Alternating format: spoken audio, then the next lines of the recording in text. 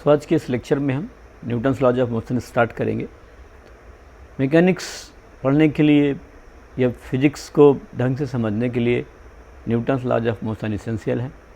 पूरी की पूरी classical mechanics Newton's laws, Newton के 3 लॉज पर बेस्ड है, इसलिए इसकी समझ हमें अच्छे से होनी चाहिए, प्रॉपर थ्योरेटिकल अंडरस्टैंडिंग होनी चाहिए और फिजिकल एप्लीकेशंस अपने को आने चाहिए। न्यूमेरिकल एप्लीकेशंस हमारे एकदम थारो होने चाहिए, तभी हम आगे के चैप्टर्स बहुत आसानी से कर पाएंगे। एक बार हम फोर्स कॉन्सेप्ट सीख लेते हैं न्यूटन लॉज ऑफ मोशन में, तो फिर हम एनर्जी कॉन्सेप्ट्स में इंटर कर जाएंगे। बट अब पूरा मैकेनिक्स जहाँ पर डील कर रहे होंगे तो बिना न्यूटन्स के लॉज के नहीं हो सकता है। सो न्यूटन लॉज समझने से पहले मैं आपको कुछ बेसिक कॉन्सेप्ट्स रिव्यू करा देना चाहता हूँ, जैसे ऑब्जर्वर क्या है, स्पीड क्या है, वेलोसिटी क्या है या एक्सेलेरेशन क्या है। मान लेते हैं कि आप एक बस में बैठे हुए हैं और एक आदमी बस के बाहर है और बस चल रही है। सो बस के रिस्पेक्ट में तो आप किस में हैं, रेस्ट में हैं, लेकिन जो बाहर आदमी ग्राउंड में है उसके रिस्पेक्ट में आप किस में हैं, मोशन में हैं। सो कोई पार्टिकल या कोई बॉडी रेस्ट में है या मोशन में है, उसके लिए हम सबसे पहले कोई दूसरी बॉडी की हेल्प लेते हैं या दूसरे के रेफरेंस में बात करते हैं। तो जिसके रेफरेंस में बात करते हैं उसको हम ऑब्जर्वर मानते हैं। वो ऑब्जर्वर कहीं होगा, उसका अपना कोऑर्डिनेट सिस्टम होगा। कोऑर्डिनेट सिस्टम का मतलब वो कोई एक पॉइंट फिक्स करेगा जहाँ से पोजीशन मेजर करेगा, डिस्टेंस मेजर करेगा। सो वो ऑब्जर्वर अपना जो कोऑर्डिनेट सिस्टम जिस बॉडी पर फिक्स करेगा उसको हम रेफरेंस फ्रेम बोलते हैं। सो जो भी ऑब्जर्वेशन होंगे वो हमेशा किसी न किसी रेफरेंस फ्रेम के रिस्पेक्ट में होंगे। टेक्निकल वर्ड है रेफरेंस फ्रेम। रेफरेंस फ्रेम का मतलब आप ये मान लीजिए कि आपका कोई एक रेक्टेंगुलर कोऑर्डिनेट सिस्टम है जिसमें आप XYZ एक्सिस बना लेते हैं, फिर अपना एक ओरिजिन है और आपने ऑब्जर्वर को वहाँ पर रख दिया। अब ऑब्जर्वर किसी भी पार्टिकल की पोजीशन कहाँ से मेजर करेगा, ओरिजिन से मेजर करेगा। मान लो कोई पार्टिकल x एक्सिस में 10 मीटर पर है, तो ऑब्जर्वर क्या लिखेगा कि इस पार्टिकल का जो पोजीशन है वो x = 10 है। यदि y पर है, कहीं पर मान लेते हैं कि y एक्सिस में निगेटिव डायरेक्शन में 50 मीटर पर है, तो ऑब्जर्वर लिखेगा कि इसकी पोजीशन कितनी है, -50 है। सो हम किसी भी पार्टिकल की पोजीशन बताने के लिए या लोकेशन बताने के लिए हम अपना एक रेफरेंस फ्रेम डिसाइड करते हैं। रेफरेंस फ्रेम को हम जिस बॉडी पर अटैच करेंगे, हम ना कोऑर्डिनेट सिस्टम बनाएंगे, उसको जिस बॉडी पर अटैच करेंगे that is known as reference frame. अब रेफरेंस फ्रेम जिस बॉडी पर है, यदि आप सीधे बोल लीजिए कि रेफरेंस फ्रेम, कोई बॉडी बोलने की जरूरत नहीं है। यदि हम रेफरेंस फ्रेम लेते हैं तो या तो 2 चीज़ें होंगी, रेफरेंस फ्रेम की का एक्सेलरेशन या तो 0 होगा या तो रेफरेंस फ्रेम का एक्सेलरेशन 0 नहीं होगा। तो यदि रेफरेंस फ्रेम का एक्सेलरेशन 0 है तो हम ऐसे रेफरेंस फ्रेम को इनर्शियल रेफरेंस फ्रेम बोलते हैं, और यदि उसका एक्सेलरेशन 0 नहीं है तो उसको हम नॉन इनर्शियल रेफरेंस फ्रेम बोलते हैं। ये न्यूटन्स लॉज पढ़ाते समय मैं जब आपको स्यूडो फोर्स पढ़ाऊँगा तो वहाँ पर मैं डिटेल में आपको रेफरेंस फ्रेम सिखाऊंगा, उनकी प्रॉपर्टीज लिस्ट करेंगे, नोट्स बनाएंगे। बट अभी हम एक आइडिया ले रहे हैं कि किसी बॉडी के यदि मोशन को एनालाइज करना है तो हम एक रेफरेंस फ्रेम बनाएंगे। रेफरेंस फ्रेम का मतलब कोऑर्डिनेट एक्सिस बनाएंगे, उसको आप रेफरेंस फ्रेम बोलिए। अब यदि पार्टिकल की पोजीशन बदल रही है तो हम बोलेंगे कि पार्टिकल के पास वेलोसिटी है, और यदि पार्टिकल की पोजीशन किसी ऑब्जर्वर के लिए नहीं बदल रही है तो हम बोलेंगे उस पार्टिकल की वेलोसिटी नहीं है। जैसे आप बस में बैठे हैं, आपका दोस्त भी बस में बैठा है और बस चल रही है, तो आपके रिस्पेक्ट में आपके फ्रेंड की पोजीशन नहीं बदल रही, तो आप ये बोलेंगे कि मेरा फ्रेंड जो है वो रेस्ट में है। लेकिन यदि कोई पर्सन रोड में खड़ा है तो उसे दिखेगा कि बस जा रही है, तो बोलेगा कि आपकी पोजीशन या आपके फ्रेंड की पोजीशन उसके रेफरेंस फ्रेम में लगातार क्या हो रही है, बदल रही है। यदि हमें मोशन को एनालाइज करना है तो हम सबसे पहले रेफरेंस फ्रेम देखेंगे कि हम किस फ्रेम से मोशन को ऑब्जर्व कर रहे हैं। इसके बाद ही हम चीज़ों को क्या कर सकते हैं, डिफ़ाइन कर सकते हैं। तो मैं इसमें अभी आपको कुछ बेसिक बातें सिखाता हूँ, इसके बाद हम न्यूटन्स लॉज में आएंगे। सो मैं आपको इसमें कुछ एलिमेंट्री बातें सिखाता हूँ कैसे कर सकते हैं। सो जैसे मान लेता हूँ मैं, छोटे छोटे कॉन्सेप्ट्स अभी सीखेंगे कि यहाँ पर एक ये पार्टिकल है और ये पार्टिकल इधर की तरफ जा रहा है। अब आपके इसके मोशन को एनालाइज करना है तो आपने सबसे पहले एक ऑब्जर्वर लिया, एक कोऑर्डिनेट फ्रेम बना लिया, ये XY हो गया, ये इसका ओरिजिन हो गया। अब आप ऑब्जर्वर यही है, सब ऑब्जर्वर इसको देख रहा है, तो पहले पार्टिकल यहाँ है, कुछ देर बाद पार्टिकल यहाँ आ गया, फिर पार्टिकल यहाँ आ गया, इस तरीके से पार्टिकल चल रहा है। सो पार्टिकल की पोजीशन क्या हो रही है, चेंज हो रही है। तो rate of change of position क्या कहलाएगी, वेलोसिटी कहलाएगी। So velocity is the rate of change of position vector. So यहाँ पर वेलोसिटी आ गई। सो वेलोसिटी के बाद हमेशा दो चीज़ें होंगी, आप समझिए। वेलोसिटी दो चीज़ों से मिलकर बनी हुई है, एक उसका मैग्नीट्यूड होगा और दूसरी उसकी डायरेक्शन होगी। दोनों ही आपको बताना होगा। जो वेलोसिटी का मैग्नीट्यूड होता है उस बात को हम लोग बोलते हैं स्पीड। सो वेलोसिटी क्या हो गई, वेलोसिटी हो गई स्पीड प्लस मैग्नीट्यूड। सो आप वेलोसिटी को बदल सकते हैं क्या क्या चीज़ चेंज करके, स्पीड को बदल करके, डायरेक्शन को बदल करके, या दोनों को बदल करके। So velocity can be changed. So कैसे कैसे वेलोसिटी को आप चेंज कर सकते हैं। तो वेलोसिटी को चेंज करने के लिए आपको तीन चीज़ें देखनी पड़ेगी। आप केवल स्पीड बदल दें, आप केवल डायरेक्शन बदल दें, और आप यहाँ ये ले सकते हैं कि स्पीड प्लस डायरेक्शन दोनों आपने बदल दिया। तो इस तरीके से आप वेलोसिटी को बदल सकते हैं। यदि आप वेलोसिटी बदलेंगे तो एक्सेलेरेशन प्रोड्यूस हो जाएगा। सो एक्सेलेरेशन ये काइनेमेटिक्स में आप सब पढ़ लिए हैं, मैं आपको केवल रिकैप करा दे रहा हूँ। सो एक्सेलेरेशन क्या हो गया, rate of change of velocity. यदि आप एक्सेलेरेशन प्रोड्यूस करना चाहते हैं, सो एक्सेलेरेशन प्रोड्यूस करने के लिए आपको उसकी वेलोसिटी बदलना होगा। आप वेलोसिटी आप तीन तरीके से बदल सकते हैं, केवल स्पीड बदल के, केवल डायरेक्शन बदल करके, या स्पीड प्लस डायरेक्शन दोनों बदल करके। तो इस तरीके से यदि हम केवल स्पीड बदलना चाहते हैं, डायरेक्शन नहीं बदलना चाहते, तो हम मोशन इन वन डायमेंशन लेते हैं, स्ट्रेट लाइन मोशन। ये एक स्ट्रेट लाइन ले लिया, इस स्ट्रेट लाइन में ये पार्टिकल है और ये पार्टिकल जो है v स्पीड से जा रहा है और इसकी लगातार स्पीड क्या हो रही है, बढ़ रही है, इंक्रीज़ हो रही है। तो इसका मतलब इस पार्टिकल के पास एक्सेलरेशन है। यह पार्टिकल जा रहा है, इसकी स्पीड डिक्रीज़ हो रही है, तो इसके पास क्या है, एक्सेलरेशन है। और यदि इस पार्टिकल की स्पीड कांस्टेंट है तो हम लोग बोलते हैं कि इसका एक्सेलरेशन क्या है, जीरो है। सो हम पार्टिकल में एक्सेलरेशन केवल और केवल तब प्रोड्यूस कर सकते हैं जब पार्टिकल की वेलोसिटी बदल रही होगी। पार्टिकल की वेलोसिटी तीन तरीके से बदल पाएंगे हम। यह तो हम पार्टिकल की केवल स्पीड बदल दें, यह तो हम उसका डायरेक्शन बदल दें। डायरेक्शन बदलने का मतलब है कि जैसे अभी हम आगे यूनिफॉर्म सर्कुलर मोशन पढ़ेंगे, तो ये एक पार्टिकल है और इस सर्कल में कांस्टेंट स्पीड से चल रहा है। यहाँ पर भी इसकी स्पीड भी है, यहाँ पर भी इसकी स्पीड भी है, ये भी स्पीड भी है और यहाँ भी स्पीड भी है। तो यदि इस तरह से हमारा पार्टिकल चल रहा है जिसकी स्पीड नहीं चेंज हो रही, मान लेता हूँ मैं स्पीड कितनी मान लेता हूँ 5 मीटर पर सेकंड, तो इस सर्कल में एक पार्टिकल 5 मीटर पर सेकंड की स्पीड से चल रहा है। जैसे मान लेते हैं कि फ़ैन चला दिए आप, अब फ़ैन कांस्टेंट स्पीड से चल रहा है। फ़ैन एक बार हम ऑन कर देते हैं तो कुछ टाइम बाद वो अपनी स्पीड को क्या कर लेता है, मेंटेन कर लेता है। अब जब तक आप रेगुलेटर से उसको चेंज नहीं करेंगे तब तक उसकी स्पीड नहीं बदलेगी। तो जब वो कांस्टेंट स्पीड से चल रहा होगा, इसका मतलब नहीं है कि उसके पास एक्सेलरेशन नहीं है। क्यों? क्योंकि यदि आप फ़ैन में कोई भी पॉइंट या पार्टिकल कंसीडर करते हैं तो उस वेलोसिटी की डायरेक्शन लगातार क्या हो रही है, बदल रही है। सो यहाँ पर डायरेक्शन बदल रही है लेकिन मैग्नीट्यूड बदल नहीं रहा। सो ये एक ऐसा एग्जांपल हुआ जहाँ पर केवल और केवल वेलोसिटी का डायरेक्शन बदल रहा है। इस स्ट्रेट लाइन मोशन में केवल और केवल आप मैग्नीट्यूड बदल रहे हैं, वेलोसिटी का स्पीड बदल रहे हैं। और आप इसी में आप स्पीड बदलने लगिए, या आप ऐसा कोई कर्व ले लीजिए या किसी बॉडी को किसी एंगल पर आप फेंक दीजिए, तो जब बॉडी वो एयर में चल रही होगी तो उसका स्पीड और डायरेक्शन और दोनों ही चेंज हो रहा होगा। तो इस तरीके से काइनेमेटिक्स में हम इन सब रिलेशन को सीखते हैं। अब आगे हमें ये समझना है कि आखिर हम एक्सेलरेशन प्रोड्यूस कैसे कर सकते हैं। एक्सेलरेशन प्रोड्यूस कैसे कर सकते हैं का मतलब हम स्पीड कैसे बदल सकते हैं, वेलोसिटी का डायरेक्शन कैसे बदल सकते हैं। सो न्यूटन ने बताया कि एक्सेलरेशन प्रोड्यूस करने के लिए आपको क्या लगाना पड़ेगा, फोर्स लगाना पड़ेगा। जब तक आप किसी बॉडी पर फोर्स नहीं लगाएंगे तो उस बॉडी पे कभी भी एक्सेलरेशन प्रोड्यूस नहीं हो सकता है। सो न्यूटन ने क्या प्रपोज किया कि यदि आप चाहते हैं कि उस बॉडी की वेलोसिटी में कोई परिवर्तन आए, उस बॉडी की वेलोसिटी चेंज हो, तो ये इसेंशियल है कि आपको उस बॉडी में क्या करना पड़ेगा, फोर्स लगाना होगा। So force is essential to produce acceleration in the body. बाद में उन्होंने इसके 3 लॉज बताए। फोर्स क्या है ये बताने के लिए न्यूटन ने अपने 3 लॉज दिया। फर्स्ट लॉ में उन्होंने ये बताया कि यदि हम एक्सेलरेशन प्रोड्यूस करना चाहते हैं तो हमें उसमें फोर्स लगाना पड़ेगा।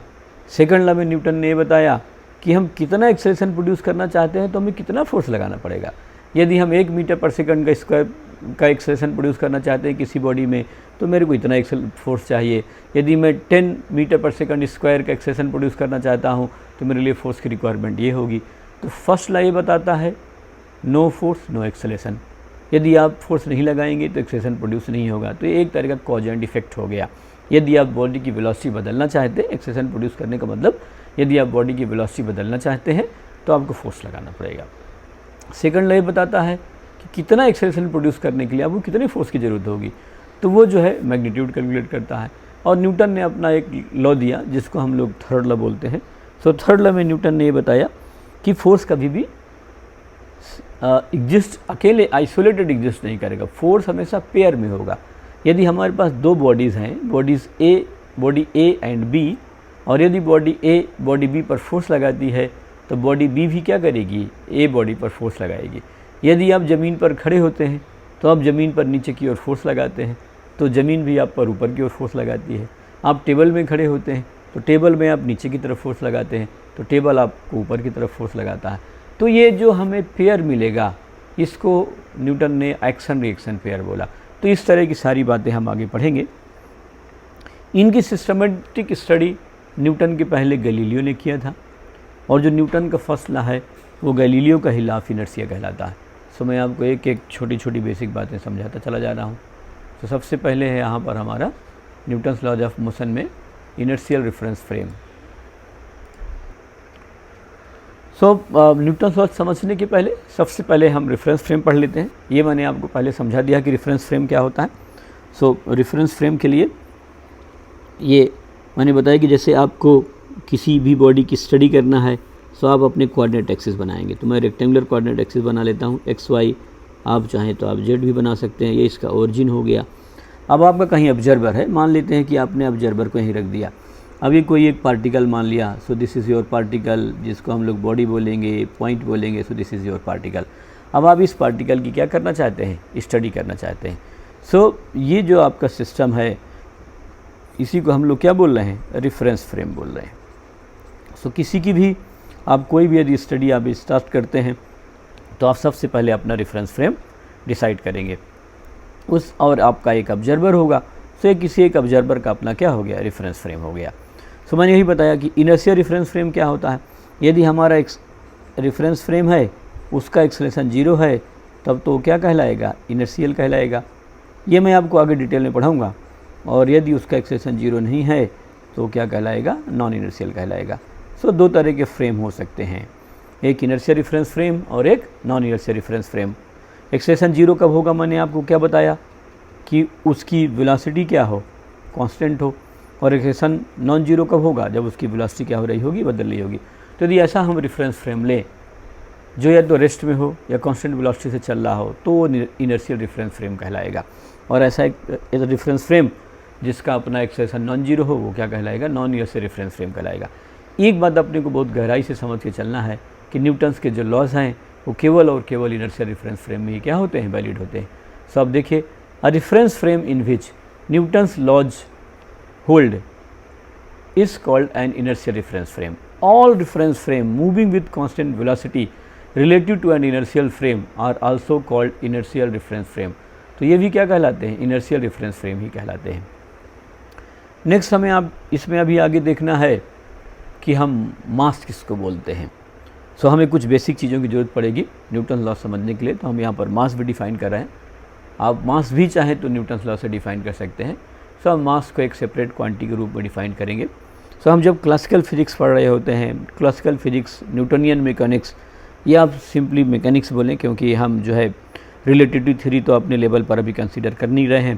सो हम क्लासिकल फिजिक्स जब पढ़ रहे होंगे तो मास का कॉन्सेप्ट दूसरा है। जब मैं आपको 12th क्लास से मॉडर्न फिजिक्स पढ़ाऊँगा तो उस मॉडर्न फिजिक्स में हम मास की डेफिनेशन को बदलेंगे, चेंज करेंगे। उससे पहले मॉडर्न फिजिक्स स्टार्ट करने के पहले मैं आपको रिलेटिविटी के एलिमेंट्री आइडियाज़ पढ़ाऊँगा। लेकिन उन सब बातों को आप केवल तभी समझ सकते हैं जब आप मैकेनिक्स अच्छे से जानते हो। मैकेनिक्स फिजिक्स का स्टार्टिंग पोर्शन होता है। आपको इसके कॉन्सेप्ट्स बिना याद किए इंटरनली समझ में आने चाहिए। आप चीज़ों को बहुत लॉजिकली एक्सप्लेन कर पाते हो और आप अपनी मैथमेटिकल एबिलिटी और राइट वे में डेवलप कर रखे हो तो हमारे लिए कभी भी आगे चीज़ें डिफ़िकल्ट नहीं हो सकती हैं। तो हम सबसे पहले समझने की कोशिश करते हैं कि मास क्या होता है। सो मैंने पहले पॉइंट में लिखा कि mass is the quantity of matter content in a body. So यदि हम कोई बॉडी कंसीडर करते हैं तो उस बॉडी में मैटर का क्वांटिटी कितना है वो कहलाता है उसका मास। जैसे मान लेता हूँ मैंने कोई बॉडी लिया तो उस बॉडी का अपना कुछ वॉल्यूम होगा। सो मान लेता हूँ कि इस बॉडी का वॉल्यूम कितना है, v है, इसके अंदर मटेरियल है, मटेरियल की अपनी क्या होगी, डेंसिटी होगी। सो हम क्या डिफाइन करते हैं कि mass is the volume into density. So mass is the quantity of matter content in the body. So इस तरीके से हम कोई भी बॉडी कंसीडर करेंगे, कोई पार्टिकल कंसीडर करेंगे तो उस पार्टिकल का अपना कुछ वॉल्यूम होगा और उसके अंदर वो एटम, मॉलिक्यूल, उन क्रिस्टल किसी भी चीज़ से बना होगा तो वो कितने नज़दीक है उसके लिए हम एक प्रॉपर्टी डिफाइन करते हैं डेंसिटी, और डेंसिटी मास बाई वॉल्यूम होती है। सो मास किसके इक्वल हो गया, वॉल्यूम इनटू डेंसिटी के बराबर हो गया। इस तरीके से किसी बॉडी में मैटर की जो क्वांटिटी है वही क्या कहलाता है, उसका मास कहलाता है। दूसरा ये होगा कि mass is a measure of inertia of a body. So अभी मैं डिफाइन करूँगा कि इनर्शिया क्या होती है। सो मास क्या करता है, इनर्शिया को मेजर करता है। सो यदि आप इनर्शिया को क्वांटिफाई करना चाहते हैं, इनर्शिया को आप मेजर करना चाहते हैं, बताना चाहते हैं, तो उस इनर्शिया को मेजर करने के लिए हम एक क्वांटिटी डिफाइन कर रहे हैं, मास। दूसरा मैंने आगे एक पॉइंट लिखा है कि mass is the resistance to the motion of the body. अब सपोज़ कि आप जो है दो बॉडीज़ में वेलोसिटी चेंज करना चाहते हैं। एक किलोग्राम की बॉडी को आप एक रस्सी से बांध के घुमाना चाहते हैं और एक 10 किलोग्राम की बॉडी को रस्सी से बांध के घुमाना चाहते हैं। तो यदि आप 1 किलोग्राम की बॉडी को एक रस्सी से बांध करके एक सर्कल में रोटेट करते हैं और एक 10 किलोग्राम की बॉडी को एक रस्सी से बांध करके आप एक सर्कल में रोटेट करने की कोशिश करते हैं, तो क्या दोनों में आपको सेम एफर्ट लगाना पड़ेगा? ऑब्वियसली नहीं लगाना पड़ेगा। 1 मास की जो बॉडी है उसमें आपको एफर्ट कम लगाना पड़ेगा और 10 kg की जो बॉडी है उसमें एफर्ट्स आपको ज़्यादा लगाने पड़ेंगे। जैसे आप साइकिल चला रहे हैं तो आप उसके जो है मोशन को चेंज करने की कोशिश कर रहे हैं। यदि आप कोई आदमी बैठ जाता है तो आपको एफर्ट्स क्या करने पड़ते हैं, ज़्यादा लगाने पड़ते हैं। सो मास जो है रेजिस्टेंस मेजर करता है मोशन को। So mass is the resistance to the motion of the body. यदि आप बॉडी का मोशन चेंज करना चाहेंगे तो मास क्या करेगा, उस मोशन के चेंज को रेजिस्ट करेगा। इसी को हम आगे इनर्शिया बोलेंगे और इनर्शिया को हम जब मेजर करना चाहेंगे, उसको वैल्यू असाइन करना चाहेंगे, तो हम जो असाइंड वैल्यू देते हैं इनर्शिया को उसका नाम ही हम क्या रखते हैं, मास रखते हैं। सो एक बार हम इसको फिर से देख सकते हैं कि मास क्या है। So mass is the quantity of matter content in the body, mass is the measure of inertia of the body and mass is the resistance to the motion of the body. अब inertia के reference में सबसे पहले Galileo ने law of inertia दिया था, उसको हम आगे कंसीडर कर लेते हैं और गैलीलियो के पॉइंट में ही मैंने इनर्शिया की डेफिनेशन लिख लिया था। तो Galileo is the first person, आप उसे बोल सकते हैं कि मॉडर्न साइंस का फादर बोल सकते हैं गैलीलियो को। गैलीलियो के पहले 2000 साल तक अरिस्टोटल का ही व्यू पॉइंट था। गैलीलियो ने अरिस्टोटल के मेन व्यू पॉइंट में चेंज किया और ये बताया कि रेस्ट में रहना नेचुरल स्टेट नहीं है बॉडी का। बॉडी का नेचुरल स्टेट जो है वो रेस्ट भी हो सकता है और कांस्टेंट वेलोसिटी से मोशन भी हो सकता है। यदि आप डीप स्पेस में चले जाएं जहाँ पर कोई भी ग्रेविटेशनल इंटरेक्शन नहीं है, एक स्पेसशिप से जाएं और किसी बॉडी को प्रोजेक्ट कर दें, अब वो बॉडी हमेशा उसी वेलोसिटी से चलती रहेगी, ना तो उसकी वेलोसिटी कम होगी ना उसकी वेलोसिटी ज़्यादा होगी। क्यों? क्योंकि डीप स्पेस में है, उससे बहुत दूर दूर तक कोई प्लैनेट या कोई सैटेलाइट या कोई स्टार नहीं है, इसलिए वहाँ पर जो ग्रेविटेशनल फील्ड है वो आप मान लीजिए कि 0 है। यदि आप 0 नहीं मान पा रहे हैं तो मान लेते हैं कि लंबे डिस्टेंस तक ग्रेविटेशनल फील्ड क्या है, यूनिफॉर्म है, इसलिए वहाँ पर कोई वो उसको एक्सेलेरेशन नहीं मिल पा रहा है। सो गैलीलियो ने क्या बताया कि यदि कोई बॉडी रेस्ट में है तो रेस्ट में ही रहेगी, यदि कोई बॉडी कांस्टेंट वेलोसिटी से चल रही है तो कांस्टेंट वेलोसिटी से ही चलती रहेगी, जब तक कि आप उस पर कोई एक्सटर्नल फोर्स नहीं लगा देते। फोर्स का मतलब जब तक आप कोई उस पर एक्सटर्नल एफर्ट नहीं लगा देते। तो मैं इस पहले पॉइंट में ले रहा हूँ, सबसे पहले मैं इनर्शिया डिफाइन कर सकता हूँ। Inertia is the property of a body by virtue of which body maintains its state of rest और of uniform motion. Uniform motion का मतलब है कांस्टेंट वेलोसिटी, है ना। यूनिफॉर्म मोशन का मतलब हम क्या समझेंगे यहाँ पर, कांस्टेंट वेलोसिटी। तो यदि कोई बॉडी रेस्ट में है तो रेस्ट में ही रहना चाहेगी, यदि मोशन में है तो मोशन में रहना चाहिए। जैसे मान लेते हैं कि आप किसी एक कपड़े को पानी में भिगा दीजिए, इसके बाद उसको हाथ में ऊपर लटका दीजिए, तो कुछ देर तक पानी बह जाएगा। जब पानी बहना बंद हो जाए फिर आप उस कपड़े को जो है आप ज़ोर ज़ोर से जो है हिलाना चालू कर दिए, तो आपको उसके अंदर से ड्रॉप्स क्या आएंगी, बाहर आएंगी। तो पहले क्यों नहीं आ रही थी, पहले क्यों गिरना बंद हो गए थे? क्योंकि उस कपड़े में अंदर जो भी वाटर मॉलिक्यूल के बीच में कोहेसिव फोर्सेस लग रहे होंगे, एडहेसिव फोर्सेस लग रहे होंगे, उनकी वजह से वहीं पर स्टिक है। लेकिन तो अभी भी वो जो वाटर मॉलिक्यूल है उस कपड़े के अंदर उसके पोर्स में है, वो तो वहीं रहना चाहेगा। लेकिन आपने उस कपड़े को तो हिला दिया, वाटर के मॉलिक्यूल को हिलाया नहीं, तो कपड़ा तो वहाँ से क्या हो गया, मूव हो गया, वाटर मॉलिक्यूल वहीं रह गया या वाटर के जो पार्टिकल है वहीं रह गए और फिर ग्रेविटी की वजह से नीचे चले आए। तो यदि आप जो है किसी बॉडी का रेस्ट में है और आप उसको रेस्ट में ही मेंटेन करना चाहते हैं, यदि कोई बॉडी कांस्टेंट वेलोसिटी मोशन में है तो बॉडी कांस्टेंट वेलोसिटी से ही मोशन में रहेगी। तो जिस प्रॉपर्टी की वजह से बॉडी इस तरह के अपने मोशन की स्टेटस को मेंटेन करेगी वो प्रॉपर्टी क्या कहलाती है, इनर्शिया कहलाती है। सो मैंने फर्स्ट पॉइंट में यही लिख रखा है कि inertia is the property of a body by virtue of which body maintains its state of rest और ऑफ यूनिफॉर्म मोशन। नेक्स्ट मैंने लिखा कि a body at rest remains at rest, or a body in motion with constant velocity will remain in motion with constant velocity unless an external force is applied to it। तो ये जो Galileo का law है यही कहलाता है law of inertia. तो ये जो मैंने पॉइंट लिखा है this is known as law of inertia. बाद में न्यूटन ने जब बहुत सिस्टमेटिक मैथमेटिकल फार्मूलेशन किया मैकेनिक्स के रूल को, तो न्यूटन ने इस लॉ ऑफ इनर्शिया को जो गैलीलियो ने दिया था उसको उन्होंने क्या बनाया, अपना फर्स्ट लॉ ऑफ मोशन बनाया। न्यूटन के पहले गैलीलियो, केपलर, टाइको ब्राहे, इन सब की काफ़ी डिटेल स्टडी थी। न्यूटन ने इनके एक्सपेरिमेंटल स्टडी को बेसिस बनाते हुए एक सिस्टमेटिक मैथमेटिकल थ्योरी दिया जिसको हम लोग न्यूटन्स लॉ ऑफ मोशन के नाम से जानते हैं। आगे पढ़ कर के हम Newton's law of universal gravitation पढ़ेंगे। सो हमारी जो थ्योरेटिकल अंडरस्टैंडिंग है, ये जो मैथमेटिकल इंटरप्रिटेशन है हमारे फिजिक्स का, उसमें न्यूटन का अपना डायरेक्ट रोल है।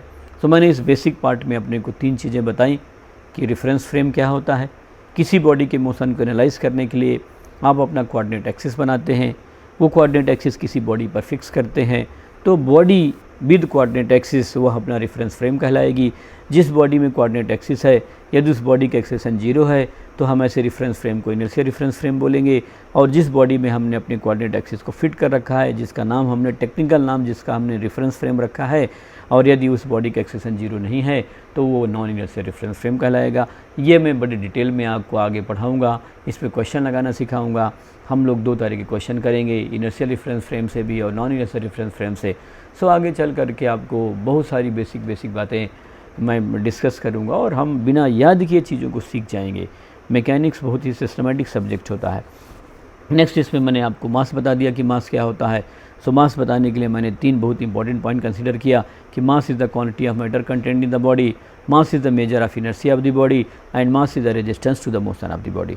इसके बाद मैंने अपने गैलीलियो के बारे में बताया कि गैलीलियो सबसे पहला व्यक्ति था जिसने बताया कि यदि कोई बॉडी रेस्ट में है तो रेस्ट में ही रहेगी, यदि कोई बॉडी मोशन में है तो मोशन में ही रहेगी, जब तक कि आप उसको एक्सटर्नल फोर्स नहीं लगा देते हैं। गैलीलियो का जो लॉ है लॉ ऑफ इनर्शिया कहलाता है।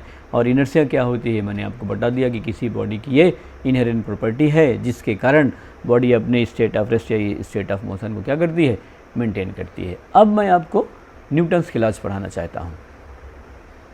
सो न्यूटन्स ने अपने जो लॉ दिया था, वो जो मॉडर्न इंग्लिश ट्रांसलेशन है वो मैंने यहाँ पर लिख रखा है। अलग अलग राइटर्स ने अलग अलग टाइम पर अपने तरीके से न्यूटन्स के लॉस को जो है रिप्रेजेंट कर रखा है। सो मैं न्यूटन्स वर्जन बता रहा हूँ आपको। न्यूटन ने जो लिखा था ये उसका ट्रांसलेशन है। सो लॉ 1 क्या कहलाता है, फर्स्ट लॉ क्या कहलाता है कि every body continues in its state of rest or in uniform motion in a right line. Right line का मतलब, न्यूटन का मतलब स्ट्रेट लाइन है, in a right line unless it is compelled to change that state by forces impressed upon it. So Newton का first law हो गया। ये अभी हम सब डिटेल में बात करेंगे, यही लॉ ऑफ इनर्शिया कहलाता है। ये अभी हम न्यूटन्स वर्जन देख रहे हैं। सेकंड, न्यूटन ने अपनी जो प्रिंसिपिया में लिखा, न्यूटन ने जो बुक लिखा था Principia, mathematical principle of physics या फिलॉसफी उन्होंने लिखा था। सो लॉ सेकंड है the change of motion is proportional to the motive force impressed and is made in the direction of the right line in which that force is impressed। ये जो इस तरीके के form में है ये आपको रटना नहीं है, आपसे ओरिजिनल न्यूटन के फॉर्म नहीं पूछे जाते हैं। हम मॉडर्न इंटरप्रिटेशन लिखेंगे जिसे हम आसानी से समझ सकते हैं अपनी लैंग्वेज में। बट हाँ, न्यूटन ने किस लैंग्वेज में किस तरीके से पहले एक्सप्रेस किया मैंने यहाँ पर वो लिख दिया है। तो सेकंड लॉ क्या बोलता है, the change of motion is proportional to the motive force impressed and is made in the direction of the right line in which that force is impressed. Law third क्या कहता है, Newton ने law third के बारे में क्या लिखा, Newton तीन लॉ तीसरे लॉ के बारे में न्यूटन ने क्या बोला कि to every action there is always opposed and equal reaction और the mutual actions of two bodies upon each other are always directed to contrary parts. So ये न्यूटन का वर्जन था। सो कहने का मतलब ये है कि किसी भी बॉडी के किसी भी पार्टिकल के मोशन को एनालाइज करने के लिए बताने के लिए न्यूटन ने तीन लॉज दिए जिन्हें हम first law, second law, third law के नाम से जानते हैं। सो ये मॉडर्न वर्जन है न्यूटन्स लॉज का। तो 1 2 3 जो मैंने लिख रखा है, तो फर्स्ट जो वर्जन है वो फर्स्ट लॉ हो गया, जो सेकंड पॉइंट मैंने लिख रखा है वो सेकंड वर्जन सेकंड लॉ हो गया, और जो मैंने थर्ड पॉइंट लिख रखा है वो थर्ड है। सो मॉडर्न वर्जन है जो बड़े बड़े साइंटिस्ट या राइटर्स ने लिखा, ये मैंने उनका इसेंस लिखा हुआ है। सो फर्स्ट लॉ क्या बताता है कि a body continues in its initial state of rest और motion with uniform velocity unless acted upon by an unbalance external force. इन सब बातों को मैं भी आपको सिखाऊंगा। पहली बात यह है कि अपने को याद रटना नहीं है, आपको उसमें कोर बातें क्या है ये समझना है, और हमेशा अपनी लैंग्वेज में लिखिए और फिर उस लैंग्वेज को इम्प्रूव कीजिए, ना कि मेरी या किसी किताब की लैंग्वेज को याद कीजिए। अपने किसी की लैंग्वेज क्यों याद करेंगे, अपने तो बेसिक बातें सीख लेंगे, और जब तक हम ग्रामेटिकली बहुत ज़्यादा इनकरेक्ट नहीं है तब तक हमें टेंशन लेने की ज़रूरत नहीं है। फिजिक्स की सिर्फ एक लैंग्वेज होती है, वो है मैथमेटिकली। वो मैथमेटिकल इंटरप्रिटेशन आपका करेक्ट होना चाहिए। बाकी अपनी आपकी इच्छा है कि आप बंगाली में लिखना चाहते तो बंगाली में लिखिए, उड़िया में लिखना चाहते हो उसमें लिखिए, आप अपनी लैंग्वेज में अपनी चीज़ों को बता सकते हैं।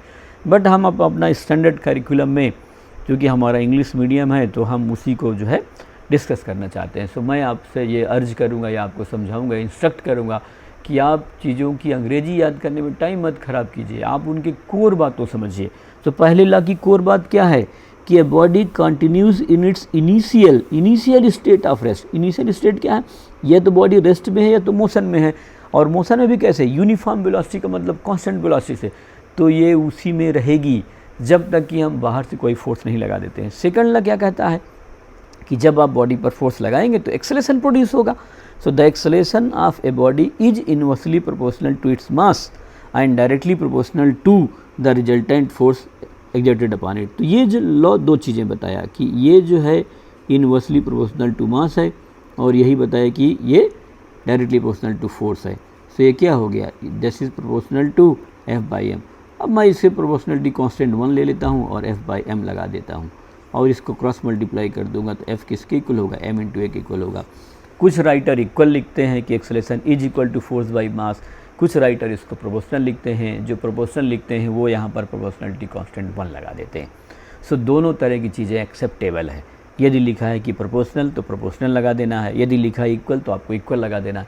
अब मान लेते हैं कि आप सिंगल चॉइस स्टेटमेंट एग्जाम में लिखने जा रहे हैं और किसी ने बहुत फंडामेंटल बातें आपसे पूछ डाली और दोनों ही स्टेटमेंट लिख डाला कि acceleration is proportional to F and inversely proportional to m, और उसने ये भी लिख दिया कि acceleration is equal to F/m।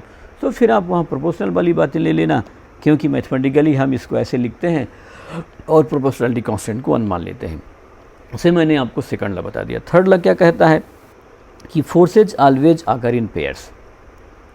जो फोर्स है, फोर्स क्यों जरूरी है, क्योंकि हम बॉडी में एक्सेलेरेशन प्रोड्यूस करना चाहते हैं। एक्सेलेरेशन क्यों प्रोड्यूस करना चाहते हैं, क्योंकि हम बॉडी की वेलोसिटी चेंज करना चाहते हैं।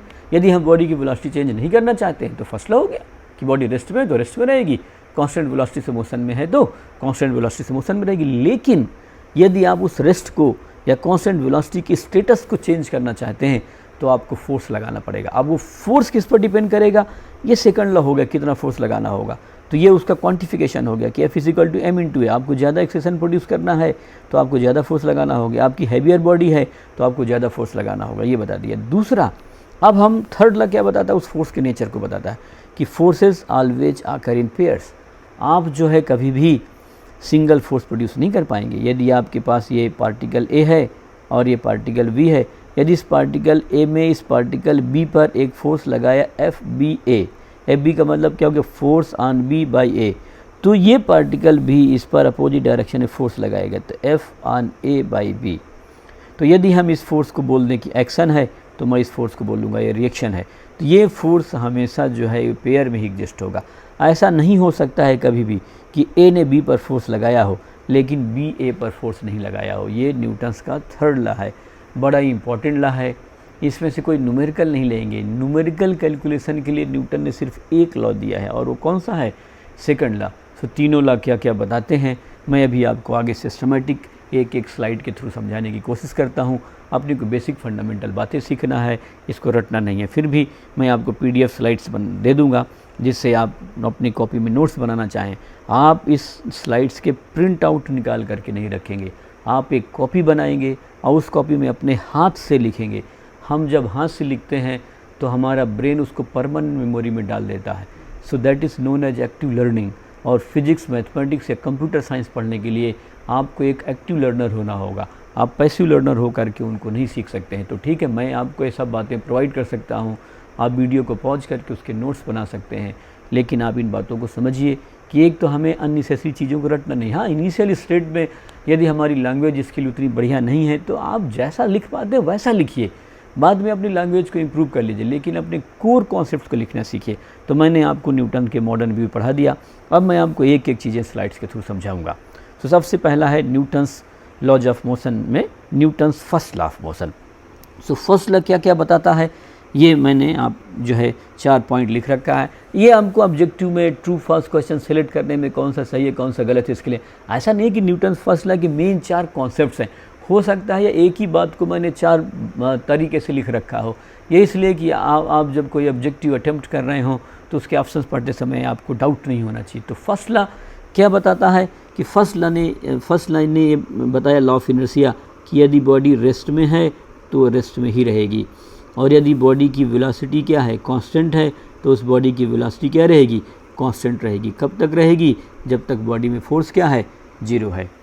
सो फर्स्ट लॉ ये बताता है कि to produce acceleration you need to exert force. So मैं एक एक पॉइंट समझाता हूँ, क्या लिखा हूँ मैंने। It defines inertial reference frame. Newton's first law inertial reference frame की रिक्वायरमेंट बताता है कि आपको सबसे पहले रेफरेंस फ्रेम खोजना होगा। ऐसा रेफरेंस फ्रेम खोजना होगा जिसका एक्सेलरेशन 0 है। यदि आपको रेफरेंस फ्रेम मिल जाता है जिसका एक्सेलरेशन 0 है, तो केवल और केवल उस रेफरेंस फ्रेम में ही आप क्या कर सकते हैं, सेकंड लॉ और थर्ड लॉ अप्लाई कर सकते हैं। यदि आपके पास इनर्शियल रेफरेंस फ्रेम नहीं है तो उसमें न्यूटन्स लॉज एप्लीकेबल नहीं होंगे। सेम मैंने पहला पॉइंट लिख दिया कि it defines inertial reference frame. A reference frame in which Newton's first law is valid is called inertial reference frame। तो ये मैंने inertial reference frame की डेफिनेशन लिख दिया है। ये मैं जब आगे रिलेटिवली डिस्कस करूँगा या आप जब एनफ फिजिक्स सीख जाएंगे और आपकी इच्छा होगी कि आप न्यूटन्स लॉ के बियॉन्ड सीखना चाहते हैं, सो आप एक बहुत पावरफुल थ्योरी पढ़ेंगे जो आइंस्टाइन ने दिया। तो वो रिलेटिविटी थ्योरी कहलाती है, और आइंस्टाइन ने 2 रिलेटिविटी थ्योरी दिया, एक STR special theory of relativity और एक जनरल थ्योरी ऑफ रिलेटिविटी। तो आप जब पढ़ेंगे तो फिर आइंस्टाइन के पोस्टुलेट में जाएंगे। सो अभी मैं उन डीप चीज़ों पर आपको नहीं ले जाना चाहता हूँ, क्योंकि अभी हम अपनी फिजिक्स स्टार्ट कर रहे हैं, तो मैं आपको बेसिक बातें ही केवल यहाँ पर सिखाना चाहता हूँ। सो पहले न्यूटन्स लॉ ऑफ मोशन ने फर्स्ट पॉइंट हमने लिखा कि it defines inertial reference frame. A reference frame in which Newton's first law is valid is called inertial reference frame. Second point लिखा, in inertial reference frame a body at rest will remain at rest, or a body in motion with constant velocity will continue to move with the same constant velocity unless an external force is applied to it। बड़ा simple सा ये rule हो गया, बड़ा simple सा मैंने second point लिखा कि यदि किसी बॉडी का एक्सेलरेशन 0 है तो उसमें फोर्स क्या होगा, 0 होगा। यदि बॉडी का एक्सेलरेशन 0 नहीं है तो उस पर फोर्स आपको लगाना पड़ेगा। तो यदि बॉडी का फोर्स 0 है तो उस बॉडी में एक्सेलरेशन प्रोड्यूस नहीं हो सकता है, और एक्सेलरेशन प्रोड्यूस नहीं हो सकता है। और यदि बॉडी रेस्ट में है तो रेस्ट में रहेगी, कांस्टेंट वेलोसिटी से चल रही है तो कांस्टेंट वेलोसिटी से ही चलेगी। So this is the definition of the first law. यदि आपको कभी बताना है कि न्यूटन फर्स्ट लॉ क्या है, तो आप ये डेफिनेशन बता सकते हैं कि in inertial reference frame a body at rest will remain at rest, और a body in motion with constant velocity will continue to move with the same constant velocity unless an external force is applied to it. इतना बड़ा अंग्रेजी नहीं लिखना है, तो आपको ये लिख दीजिए कि in inertial reference frame if acceleration of a body is 0 then the force on the body is 0। ये एक सिंपल लिख सकते हैं। थर्ड पॉइंट मैंने वही लिख दिया है कि Newton's first law defines force. Force define कर दिया। फोर्स कैसे डिफाइन कर दिया? अब मैं क्यों बोल रहा हूँ कि न्यूटन्स फर्स्ट लॉ फोर्स को डिफाइन कर रहा है, तो आप इसे कैसे बताएंगे? तो फोर्स कैसे डिफाइन कर रहा है कि यदि आपके पास कोई एक इनर्शियल रेफरेंस फ्रेम है और यदि आप उस इनर्शियल रेफरेंस फ्रेम में कोई आपके पास एक पार्टिकल है और उस पार्टिकल में आप एक्सेलरेशन प्रोड्यूस करना चाहते हैं तो आपको फोर्स लगाना पड़ेगा। इसलिए इसने फोर्स डिफाइन कर दिया कि to change the acceleration, to produce acceleration in a particle, to produce acceleration in a body, you need force. So मैंने थर्ड पॉइंट लिखा है कि Newton's first law defines force. It states that a force is essential to produce acceleration. Force में Newton's first law is the law of inertia given by Galileo. So first law का essence क्या हो गया भाई, कि हम first law inertial reference frame को define कर लेता है। तो जब हमें इनर्शियल रेफरेंस फ्रेम मिल जाता है तो हम अब उसमें ये डिफाइन कर सकते हैं कि फोर्स ऐसी एक क्वांटिटी है जो किसी इनर्शियल रेफरेंस फ्रेम में किसी बॉडी में एक्सेलरेशन प्रोड्यूस करेगी। अब मैं सेकंड लॉ से इसका मैग्नीट्यूड कैलकुलेट करूंगा। So Newton second law of motion क्या बताता है कि the acceleration vector of a body is proportional to the vector sum of all the forces exerted on that body by other bodies. The constant of proportionality is the inverse of the body's inertial mass. So अब देखिए बहुत simple सी बात है कि ये जो है acceleration that is directly proportional to force. अब मैं इसको इक्वेशन के फॉर्म में लिखूंगा तो मैं कांस्टेंट लगाऊंगा तो F और कांस्टेंट लगा दिया मास, मैंने ऐसे लिख रखा है। या आप यहाँ पर फोर्स की वैल्यू लिख सकते हैं तो फोर्स किसके इक्वल हो गया, मास टाइम्स एक्सेलरेशन। ये वेक्टर समझ दिया। अलग अलग राइटर अलग तरीके से लिखे हैं तो मैंने ऐसे लिख दिया। सो आपको डिफरेंट तरह की डेफिनेशन मिल सकती हैं। जो वेरिएशंस है मैं सब जो है पॉइंट्स में लिख दिया हूँ। सो मैंने पहला क्या लिखा, the acceleration vector of a body is proportional to the vector sum of all the force exerted on that body by other bodies. कोई दूसरी बॉडी ही लगाएगी फोर्स, एक बॉडी अपने पर फोर्स लगा के अपने को एक्सेलरेट नहीं कर सकती है।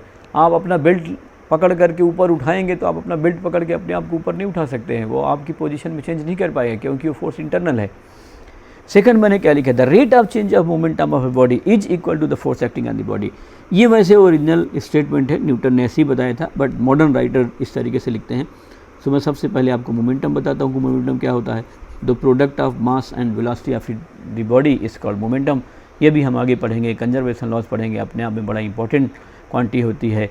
सो हम एक ऐसी क्वांटिटी डिफाइन कर सकते हैं अपनी मोशन को स्टडी करने के लिए जिसको हम मोमेंटम बोलते हैं, and momentum will be is equal to product of mass and velocity. अब न्यूटन ने क्या बोला कि द फोर्स इज प्रोपोर्शनल, लिख सकते हैं, लिख सकते हैं force is equal to rate of change of momentum. मतलब यदि आपको मोमेंटम बदलना है, अच्छा देखिए आप मोमेंटम कैसे कैसे बदल सकते हैं, वेलोसिटी को बदल करके। वेलोसिटी दो तरीके से बदल सकते हैं, आप मैग्नीट्यूड चेंज करके, एक्सेलरेशन चेंज करके, तो वो वही ऊपर वाला स्टेटमेंट है। So force is equal to rate of change of momentum. तो यही मैंने लिखा, the rate of change of momentum of a body is equal to force acting on the body. तो F is equal to dp/dt where P is equal to m/b। Third मैंने लिख रखा है point, net external force on A body is equal to product of mass and acceleration, यही लिख दिया। सो आप पहले तरीके से डिफाइन कर सकते हैं, दूसरे तरीके से सेकंड लॉ को लिख सकते हैं, तीसरे तरीके से लिख सकते हैं। ये सभी इक्विवेलेंट स्टेटमेंट हैं। ऐसा नहीं कि न्यूटन सेकंड लॉ के 5 पॉइंट है, हम एक ही चीज़ को अलग अलग तरीके से लिख रहे हैं क्योंकि राइटर्स अलग तरीके से लिखते हैं। सो ये आपके पास चॉइस है कि आप इसको कैसे लिखेंगे। सो क्वेश्चन लगाते समय, न्यूमेरिकल लगाते समय हम F is equal to ma लिखेंगे या हम F is equal to dp/dt लिखेंगे। फोर्थ पॉइंट में लिख रखा कि Newton second law is applicable only on inertial reference frame. ये बड़ा इंपॉर्टेंट पॉइंट हो गया कि यदि आपके का reference frame inertial reference frame नहीं है तो उसमें आप न्यूटन सेकंड लॉ अप्लाई नहीं कर सकते हैं। यदि आपको न्यूटन सेकंड लॉ अप्लाई करना है तो आपको उसमें कुछ मॉडिफिकेशन करना होगा। तो उसमें क्या मॉडिफिकेशन करना होता है ये मैं भी आपको आगे लिखाऊंगा। तो उसका फॉर्म बदल जाता है। ये जनरल थ्योरी ऑफ, ये स्पेशल थ्योरी ऑफ रिलेटिविटी का एक जनरल स्टेटमेंट है कि हर इनर्शियल रेफरेंस फ्रेम में जो हम मैथमेटिकल इक्वेशन लिखते हैं उनका सेम फॉर्म होगा। लेकिन यदि हम जब इसको नॉन इनर्शियल रेफरेंस फ्रेम में लगाएंगे तो उसका फॉर्म बदल जाएगा। सो हम कैसे चेंज करेंगे ये मैं आपको आगे इलस्ट्रेट करूँगा। बट कभी आपको ट्रू फॉल्स स्टेटमेंट आ जाए या अपने को कोई स्टेटमेंट दिया हो, अपने को बताना हो, तो आपको ध्यान रखना पड़ेगा कि Newton second law is applicable only on inertial reference frame. 5 है, mass in Newton second law is constant. ये जी हम इसमें जो मास लिख रहे हैं, चाहे हम यहाँ पर m/b लिख रहे हों, फिर आगे चल करके मैं इसको देखिए लिखता हूँ m और एक इसके इक्वल हो जाएगा dv/dt के rate of change of velocity acceleration, जो सिंपली किसके इक्वल हो गया, m × a के इक्वल होगा। So F is equal to m into A, तो अपने आप ही आ गया ना। तो ये जो मास आ रहा है इसके बारे में अपने को समझना है। So mass in Newton second law is constant, mass जो है न्यूटन सेकंड ला वो कांस्टेंट क्वांटिटी है। हाँ, अलग बात है कि मैं रॉकेट पढ़ाते समय आपको वेरिएबल मास पढ़ाऊँगा, लेकिन वो एक दूसरी सिचुएशन है। आप यदि कोई सिस्टम कंसीडर करते हैं तो उस सिस्टम में उस गिवन टाइम में जब आप न्यूटन सेकंड ला लगाएंगे तो उस सिस्टम के अंदर ना तो मास आ सकता है ना उस सिस्टम के बाहर मास जा सकता है। ये बड़ा इंपॉर्टेंट थ्योरेटिकल कॉन्सेप्ट है, इसमें हमें सोचने में गलती नहीं करना है। तो हम जब न्यूटन सेकंड ला लगाते हैं तो न्यूटन सेकंड ला में जो मास आ रहा है वो कांस्टेंट होता है। तो mass in Newton second law is constant, it can not change during the motion of the body. तो बॉडी के मोशन के ड्यूरेशन में वो जो है चेंज नहीं करेगा। नेक्स्ट है Newton third law of motion, है ना। So Newton third law of motion में कुछ बेसिक बातें आप देख लेते हैं। So the forces that two interacting body exert on each other are always equal in magnitude and opposite in direction. ये बड़ी इंपॉर्टेंट चीज़ बता रहा है कि जो बॉडीज़ आपस में इंटरेक्ट कर रही हैं, इंटरेक्ट करेंगी तभी तो फोर्स लगाएंगी। तो मान लिया मैंने बॉडी ए मान लिया, ये बॉडी बी मान लिया, है ना। इस बॉडी ए ने इस पर फोर्स लगाया, तो this is the force on B by A. तो ये बॉडी बी भी इस पर फोर्स लगाएगी, लेकिन अपोजिट डायरेक्शन में लगाएगी, तो force on A by B. So first point मैंने क्या लिखा, the forces that two interacting bodies exert on each other are always equal in magnitude and opposite direction. So अब देखिए ये इनका मैग्नीट्यूड इक्वल है, so F A B is equal to F B A. ध्यान रखिए ये मैंने magnitude लिखा है, दिस इज़ मैग्नीट्यूड ओनली। यदि मेरे को इसको वेक्टर के फॉर्म में लिखना है तो एफ ए बी ऊपर मैं एरो लगाऊंगा और फिर यहाँ पर माइनस ज़रूर लगाऊंगा, क्योंकि इक्वल नहीं है, इक्वल और अपोजिट है, ऐसे कर दिया। तो F A B is equal to minus F B A. Vector form में नहीं लिखना है तो आप मैग्नीट्यूड लगाएंगे और एरो में डायरेक्शन बता दिया। और यदि आपको किसी वेक्टर को रिप्रेजेंट करना है तो दो ही तो तरीके हैं ना, आप उसका डायरेक्शन बता दीजिए और मैग्नीट्यूड लिख दीजिए, या आप वेक्टर नोटेशन में मैग्नीट्यूड डायरेक्शन एक साथ बता दीजिए। तो ये पहला पॉइंट होगा। दूसरा कह रहा है the two forces in Newton's third law commonly called an action reaction pair. तो ये जो हमारे फोर्सेस हैं, इन फोर्सेस को हम एक्शन रिएक्शन पेयर बोलते हैं। सपोज़ कि ये मेरे पास एक पार्टिकल है, ये एक है, और इसने इसको अट्रैक्ट किया इधर, तो ये भी इसको अट्रैक्ट करेगा। तो यदि मैं बोलता हूँ कि ये एक्शन है तो इसको बोलूँगा कि ये रिएक्शन है। नहीं, आप कह रहे हैं कि नहीं सर मैं तो ऐसा नहीं बोलना चाहता हूँ, मुझको तो ये पार्टिकल पसंद है तो मैं इसको एक्शन बोलूँगा। तो मैं कहूँगा ठीक है भाई, आप इसको रिएक्शन बोल लीजिए, कोई बात नहीं, है ना। सो वो पेयर एक्शन रिएक्शन पेयर कहलाएगा। लेकिन आप किस फोर्स को एक्शन बोलेंगे, किस फोर्स को रिएक्शन बोलेंगे, ऐसा कोई रूल नहीं है। आप किसी भी एक फोर्स को एक्शन लिखते हैं तो दूसरा क्या होगा, रिएक्शन कहलाएगा। सो सेकंड पॉइंट क्या हुआ, the two forces in Newton's third law commonly called action reaction pair. तो ये जो दो फोर्स मिल रहे हैं न्यूटन्स थर्ड लॉ में, इनको हम एक्शन रिएक्शन पेयर बोलते हैं। थर्ड पॉइंट मैंने लिखा है कि दे can never be on the same body. बड़ी इंपॉर्टेंट बात है कि एक्शन एक बॉडी पर होगा और रिएक्शन दूसरी बॉडी पर होगा। यदि एक्शन बॉडी नंबर 1 पर है तो रिएक्शन बॉडी नंबर 2 पर होगा। सो एक्शन एंड रिएक्शन कभी भी सेम बॉडी पर नहीं लगेंगे। They can never be on the same body but are always excited by two bodies on each other. तो वो दो बॉडीज़ एक दूसरे पर ही लगाएंगी, लेकिन कभी भी दोनों एक्शन रिएक्शन पर एक बॉडी पर नहीं लगेंगे। फोर्थ है they must both be the same kind of force because they are two aspects of a single interaction. ये भी एक थोड़ा समझते हैं। अभी हो सकता है कि हम बहुत तरह के अलग अलग फोर्स नहीं पहचानते हों, जैसे ग्रेविटेशनल फोर्स हो गया, इलेक्ट्रोस्टैटिक फोर्स हो गया, मैग्नेटिक फोर्स हो गया, स्ट्रॉन्ग न्यूक्लियर फोर्स हो गया, वीक न्यूक्लियर फोर्स हो गया। ये मैं बात बताने की कोशिश कर रहा हूँ। तो ऐसा नहीं हो सकता है कि एक्शन तो ग्रेविटेशनल फोर्स है और रिएक्शन इलेक्ट्रोस्टैटिक फोर्स है। वो जो फोर्स होगा वो सेम नेचर का ही होगा। यदि एक ग्रेविटेशनल है तो दूसरा ग्रेविटेशनल होगा, एक इलेक्ट्रोस्टैटिक है तो दूसरा इलेक्ट्रोस्टैटिक होगा, एक मैग्नेटिक लिखते हैं तो दूसरा मैग्नेटिक होगा। बाकी आगे मैं देखूंगा कि हम न्यूटन्स जो न्यूक्लियर फोर्सेस में ये सब बातें लिख पाते हैं कि नहीं लिख पाते हैं। ये हम जैसे जैसे फिजिक्स पढ़ते रहेंगे वैसे वैसे बातें हमारी क्लियर होती रहेंगी। तो मैंने फोर्थ पॉइंट में लिखा कि they must both be the same kind of force because they are two aspects of a single interaction. Fifth में मैंने लिखा है they are instantaneously equal and opposite. अच्छा, जैसे मान लेता हूँ कि मैं इस बॉडी को उठाया और इसको खिसका दिया, दूर लगा दिया, तो उनके बीच की पोजीशन चेंज हो गई। सो ऐसा तो हो सकता है ना कि इस फोर्स को यहाँ तक पहुँचने में कुछ टाइम लगे तो हम न्यूटन्स लॉ पढ़ते समय एक कंडीशन लगा दिए कि वो इंस्टेंटेनियस है। जैसे मान लेते हैं कि अर्थ जो है सन के चारों ओर रिवॉल्व हो रही है, अर्थ और सन के बीच में फोर्स लग रहा है, सन अर्थ पर लगा रहा है और अर्थ सन पर लगा रही है।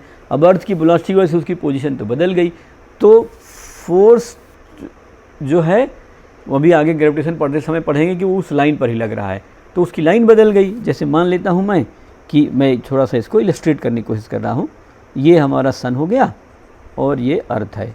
अब आप देखो भाई कि ये अर्थ पहले यहाँ पर है E1 पोजीशन पर, तो ये फोर्स ऐसे लग रहा है, ये इधर की तरफ है, अर्थ यहाँ आ गई तो इधर आ गया, तो आप देखिए फोर्स तो बदल गया ना, फोर्स की डायरेक्शन तो बदल ही गई। सो ये इंस्टेंटेनियस है, ये ऐसा नहीं है जब यहाँ पर गए तो यदि कोई चीज़ बदली है, मान लेते हैं डिस्टेंस ही बदल गई, पहले यहाँ डिस्टेंस R1 था और यहाँ डिस्टेंस R2 हो गई, तो इनके बीच का फोर्स बदल जाएगा। तो एक्शन रिएक्शन पेयर इंस्टेंटेनियस है। ऐसा नहीं होगा कि पहले एक फोर्स बदलेगा उसके कुछ टाइम बाद दूसरा बदलेगा। एक्चुअल में यही बात हो सकती है। एक्चुअल बात क्या है ये हम यहाँ कंसीडर नहीं कर रहे हैं। क्यों? क्योंकि न्यूटन्स के फोर्स की अपनी जो लिमिटेशन है वो ये है कि they are instantaneously equal and opposite. हर इंस्टेंट पर वो हमेशा इक्वल एंड अपोजिट होंगे, उनके बीच में कोई प्रोपोर्शन गैप नहीं होगा। बट हाँ, हम जब रिलेटिविटी थ्योरी पढ़ेंगे तो मैं इन सब बातों को आपको समझाने की कोशिश करूँगा। अभी हम साइंस एज पर न्यूटन पढ़ रहे हैं और हम इसलिए न्यूटन्स के लॉस सीख रहे हैं। साइंस पढ़ते समय कोई भी लॉ यूनिवर्सल नहीं होता है, उसका अपना एक रेंज ऑफ वैलिडिटी होती है। वो एक बड़े रेंज में या एक छोटे रेंज में वैलिड हो सकता है, लेकिन ऐसा एक सिंगल लॉ नहीं होता है जो सब कुछ बता डालेगा। So they are instantaneously equal and opposite, never one after the other. एक के बाद दूसरा लगेगा, ऐसा नहीं है। ऐसा नहीं है कि एक्शन पहले लगेगा तो रिएक्शन बाद में। A pair of equal and opposite forces that does not meet all these criteria can not be an action reaction. ये जो मैंने ऊपर क्राइटेरिया इनलिस्ट किया है, यदि हमें इनमें से कोई भी एक क्राइटेरिया फेल हो जाती है तो हम उस पेयर को कभी भी एक्शन रिएक्शन पेयर नहीं बोलेंगे। अब एक 6 पॉइंट में लिख रहा हूँ कि Newton's third law is the consequence of conservation of linear momentum. अब इस पॉइंट पर भी बड़ा विवाद रहता है।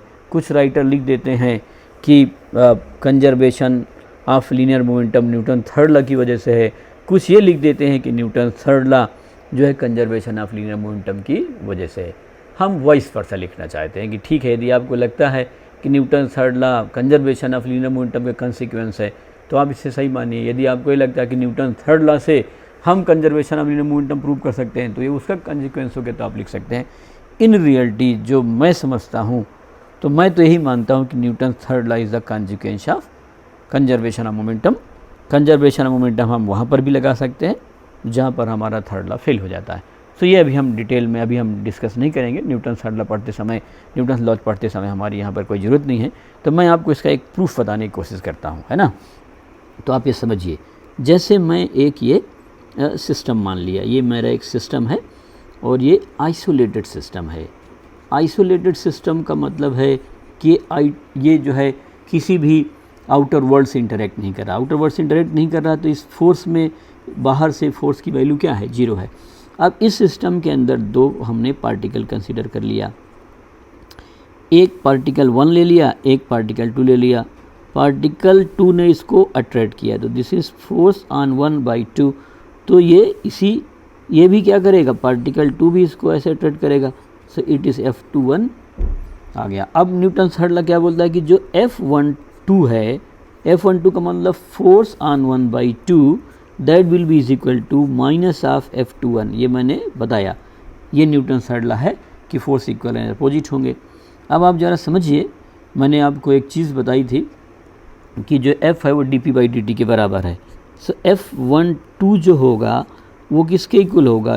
dp1/dt के इक्वल होगा, rate of change of momentum of the first particle. और F21 जो है वो भी अपने dp1/dt के बराबर होगा, ये dp2/dt के बराबर होगा। अब आपको ये पता है कि F12 और F21 टोटल फोर्स आप लेंगे तो ये 0 के इक्वल आ जाएगा। ये 0 हो गया है ना, क्योंकि बाहर से कोई एक्सटर्नल फोर्स तो लग नहीं रहा और ये 0 इक्वल और अपोजिट है।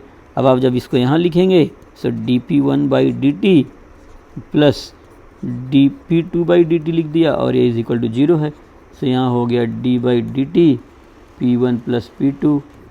सो ये 0 के इक्वल हो गया। यहाँ वेक्टर लिख रहे हैं 0। अब ये 0 तभी हो सकता है, मैंने आपको डिफरेंशिएशन बताया था कि 0 आना है डेरिवेटिव तभी हो सकता है जब कांस्टेंट हो। सो p1 प्लस p2 ये क्या हो गया, कांस्टेंट हो गया। कांस्टेंट हो गया कि मतलब वो चेंज नहीं हो रहा, तो कांस्टेंट होने का मतलब मोमेंटम क्या हो गया, कंजर्व हो गया। सो मोमेंटम इज कंजर्व। तो आपने थर्ड लॉ से जो है ये प्रूव कर लिया कि मोमेंटम क्या होता है, कंजर्व होता है। इसलिए कुछ राइटर से लिख देते हैं कि momentum conservation is the consequence of the Newton third law. But ये बड़ी इंपॉर्टेंट चीज़ आपको बता रहा है कि जो है मोमेंटम उसका कंजर्व रहेगा। यदि आप बाहर से कोई फोर्स नहीं लगाते हैं तो उस सिस्टम का, उस पार्टिकल का मोमेंटम क्या रहता है, कंजर्व रहता है। सो मैंने आपको एलिमेंट्री बातें बता दिया Newton's first law, second law और थर्ड लॉ की।